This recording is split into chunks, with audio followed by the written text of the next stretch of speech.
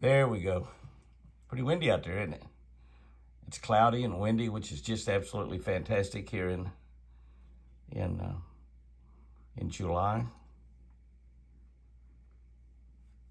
Cloudy and temperatures in the high 80s, low 90s, mostly high 80s. Very nice. That's something you really don't see a lot of. We see a lot of deer running around in the woods. We don't see a big flock of Canada geese walking around in the woods like these are doing right here.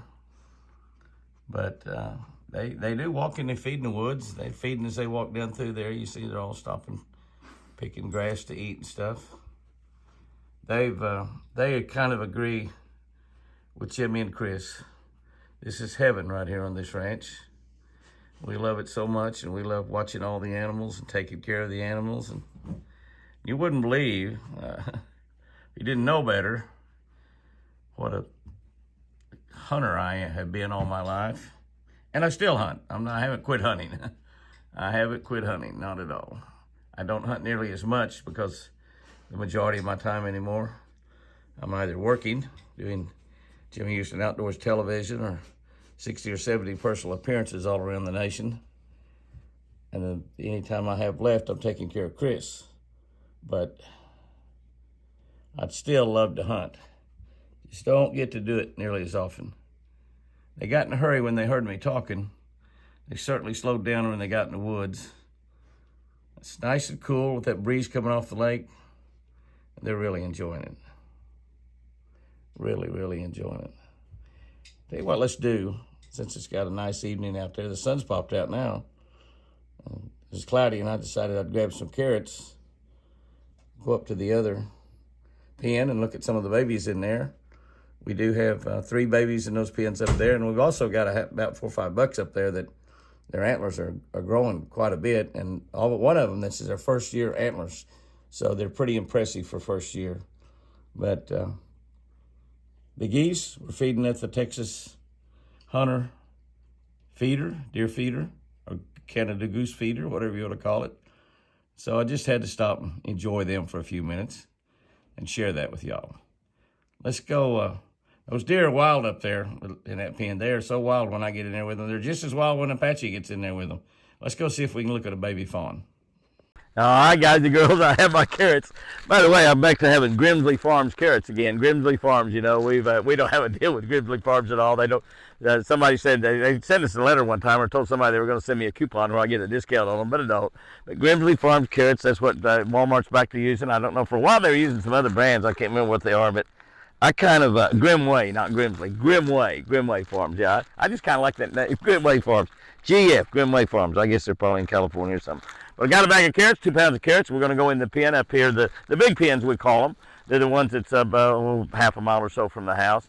And we haven't been in there, and I don't go in those pens very often because honestly, those deer in there are just wilder than a March hare. I mean, they're really wild. They're just amazing. And they're wild when Apache goes in there too, and Apache's in there all the time.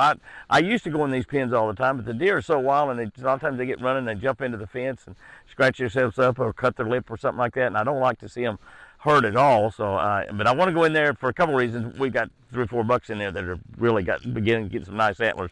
And part of what we do here on Jimmy Houston Outdoors is watch giant antlers grow. And these antlers are growing really, really well right now. I want to look at those little baby bucks. One of them is a mature buck. But the others, this is their first horns. This is their very first antlers. So just show you what prize deer they are and how beautiful they are. And then also we've got 3 babies in there. We got 3 babies. We've just not had many babies this year. We've had 6. We lost one little boy, one of Wild Child's little boy. It was just a little tiny thing, like a third of the size of the other one. Something was wrong with him, and we kept him alive about 3 weeks. But he just never did ever gain much strength, never did get much strength. And even though we were bottle feeding him too, she was feeding him and we were feeding him both. That might not have been a good deal, I don't know. But anyway, but we have 3 little babies born up here in the last couple of days. They're very, very tiny. See if we can take a look at them as well. One of them was gone this morning, and Apache found it outside of the pen. Somehow it got outside, and he heard it crying and caught it and put it back in there. And he bottle fed that one also, and then put it back in there and hopefully it's eating from his mama. But let's go feed some carrots and take a look at these deer, see what happens. By the way, how do y'all like my shirt? How do y'all like my shirt? You know what I love about that shirt? This is from a church that I've spoken at a couple times this year. The brand new church. When you go to that church, you become a brand new man, a brand new person. When you get saved, and it's got dominion, and it's got a fish on there. Dominion over the fish. God gives us dominion over the fish in the very first book of the Bible, in Genesis. Gives us dominion over the fish. Dominion over the fish. You remember that when you're out there and you fish 2 or 3 hours and you had a guy to bite? You have dominion over the fish. This is one of my favorite shirts because it's just so comfortable. It's very, very comfortable. And it reminds me when I'm fishing, I have dominion over the fish. I haven't got a bite in 2 or 3 hours, but I have dominion over the fish. Let's go in those pens and take a look at these beautiful, beautiful animals. As I got in the pen here, I was looking around for the babies, and can y'all see it? Can y'all see it there? This is really amazing. Look at this little guy. This was a little guy. See him right there? He's hidden. He thinks he's totally hidden. The great thing I like about that is he's underneath that feeder. That feeder's made here locally over at Mill Creek, right here close by. But it's a demand feeder. It's got they can get food out of it anytime they want. Now, if you look at that guy, you'll see that green tag is in his right ear. As he's looking at us, it's on our left as we're looking at him, but it's in his right ear. That means he's a little boy. And that is the little boy that was out. He's very, very small, very tiny. This deer was just born yesterday. So it's a firecracker baby, July 4. It's really late, but that's we still have only had 6 babies born, 6, 3 here and 3 in the other pen, and but that's a little boy. That's the one that somehow got out. We don't know how he got out. Apache found one little place he could crawl through, but they're so tiny. But he got out, and Apache looked all over for him, and looked all over outside, and was actually back inside looking for him, and he was back inside looking for him. He's looking at us, and he hears me talking. But his mama's put him under there and told him, do not move, no matter what. You lay right there. And you can see how close I am to him, and how difficult he is. Even right there, I mean, he blends in with that feeder almost. You back out, you can see how difficult. I'm standing 5 or 6 feet away, and you can see how you can't even hardly see him right there. As I back out to just a normal deal, shooting through an iPhone from less than 10 feet away, and how he blends in there. Now, they've got to do that. They just absolutely have to do that, because if they don't, a critter will catch them. That's just all there is to it. A critter will catch them. But he's just beautiful under there. Okay, you can kind of take a look and see what we got down there. Look at all those big antlers there, and then keep in mind only one of those is a mature buck. The rest of them there are all their very first antlers. And I don't see the other babies down here, but I've got a few does that they smell the carrots, and they're coming up here pretty close. I'm gonna try not to. I'm standing in between the area that goes in between the two gates right now, and what I'm kind of hoping now, that one buck, he may come up and eat some carrots too. I don't really want to get him running. I don't see that other baby down there. Maybe way down there in that far corner. I don't know. They're just so hard to see. I don't know where those other 2 babies are, but maybe up there in that front pen. I may just have missed it. She was running around down here. She was running around down here with. She was running around down here with the big ones earlier. Apache said. So one of them's doing great, and the other 2, the 2 twins are the 2 that. Really having a hard time, but Apache fed both of them. Apache fed both of them. This doe right here looks like she still hadn't had her baby yet. I'm just gonna stop throwing here and just move it around a little bit. I only got about a quarter of a sack left, but she still got a big belly on him. You can see that deer right there still got. I don't know if she got a big belly. Both those does right there still got a pretty good sized belly on them. And so I don't know, I still think we have several babies to be born here in this pen. But I was hoping some of those bucks would come up here. But we'll zoom back on them and look as good as we can. But I want you to look at those antlers down there. There's some big antlers growing there. Let me get this up here while I move it around. It won't be as near as steady, but I can move it a little bit better. There's some really nice antlers right there. There's 4 big, beautiful bucks. I think we may have 5. I think we may have another one in here. It's got little smaller horns too. Yeah. There's 1, 2, 3, 4 I can see. Is that it? Now there's that. I think that little one down there. It's in the There's that little one. The little spikes sort of seem like it. So that's actually there's 6 bucks in here. 1, 2, 3, 4, 5, 6. Yeah, we thought we had 5, but then that one little one that actually Apache had that marked as a doe, so it's got the tag in the wrong ear. And now you can't really hardly tell who's who, but there's the one right in the very middle is the mature buck. He's the one that's supposed to breed everybody in here.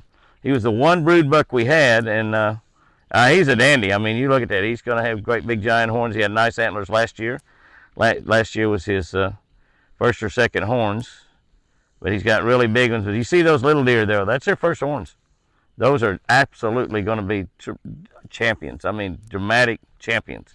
The first horns, you look at that deer right there now. There's a lot of deer hunters out there. That's going to be at least a 10 point. At least a 10 point. And probably maybe 12 or 14. But a lot of hunters out there, that'd be a trophy buck right there to him. And that deer's that's his first antlers. There's the other deer down there. You can see there's another one down there. That's the big one, right? I don't know if that's the big one right there in the dead middle, I think. But look at that deer right there. How his antlers are. And take a look on down here. You move around, look at these. Again, you get some really big antlers. Look at that, those antlers right there. And there's one little guy down there. That little guy may only be 6 months old. That's not. He shouldn't even have any horns. He shouldn't have any antlers. There's one down there that's got those little spikes, and he was marked a doe. Got the tag in the wrong ear. And you can see all these deer up here close they're up here really close to me. Now these are deer I could pretty much feed by hand. And they're pretty tame. And they've eaten all the carrots I threw out on the ground. I just don't want to disturb the others. I haven't been able, I'm just looking around while I'm videoing. I haven't been able to see another baby deer down here, so I hope it's in the pen still. Apache found one little spot where they might have been getting out. And but they're so tiny, and they lie right against the fence or right against something or under something, and they're so difficult to see.